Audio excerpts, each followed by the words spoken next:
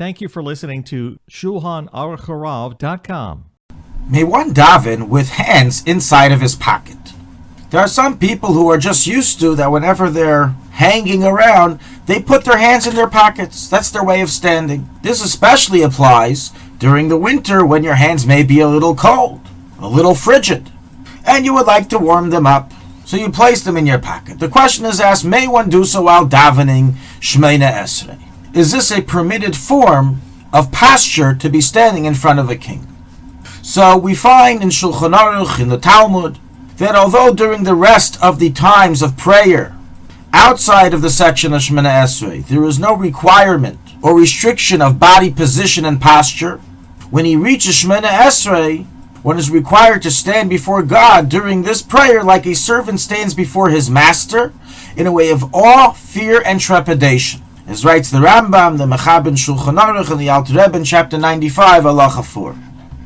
Meaning, while during the other parts of prayer, it's not as if yet you're standing before the king, so you don't have yet an audience with God, and therefore the various restrictions of posture don't apply.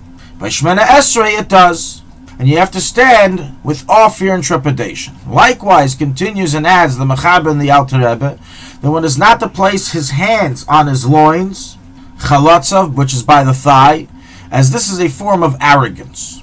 Based on these 2 points, to stand like a master, like a servant before his master, and not to place the hands by the loins, some understand that this negates the placing of one's hands into his pockets during Shemona Esrei. As A, it is not a dignified manner in which a servant stands before his master with his hands in his pockets, and B, it likewise often entails placing your hands by the loins, as that's where the pockets are found. However, nonetheless, based on the first reason that it's not a proper way to stand before a king, it would be negated even if you have pockets of a winter jacket in which the pockets are found near your abdomen. You would not be allowed to place your hands in it during Shemona Esrei because it's not the proper way of standing before a king. Now, although this is commonly understood by many people that you cannot place your hands in your pockets during Shemona Esrei due to the above reasons, practically this is not explicitly written in any source that I know of.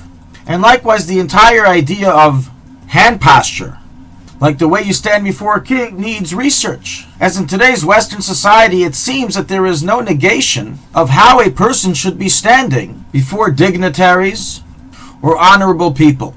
And in fact, 2 common ways of hand postures that we find in front of dignitaries or so-called higher-ups is to place the hands by the side, which can be referred to as the loins, as is commonly done in the army, or to cross one hand over the other and place it in front of one's body, under one's lower abdomen, standing in a form of submissiveness. This seemingly is negated by the terms that we learned earlier that you shouldn't place your hands on the loins, that it's a form of arrogance, while we see today that indeed this is a form of submissiveness. All in all, whatever the case, there can be consensus that although maybe placing the hands in the pockets today is not something that's off the charts when standing in front of a dignitary, nonetheless, it is certainly more honorable not to do so. And therefore, practically, one should not daven with his hands inside of his pockets, this referring to Shemona Esrei, although if one's hands are cold and it's disturbing the person's concentration because of his cold hands, then he may enter it into his pocket for the sake of being able to concentrate on his prayer, as the main purpose of prayer and the first and foremost requirement is the concentration, as well as that when he's doing so to protect his hands from the cold, it is not viewed as if he is doing something for the sake of haughtiness or lack of submissiveness to his master. Thank you for listening to Shulchanaruchharav.com. Our free services of making Torah knowledge available to the public depends on donors like you.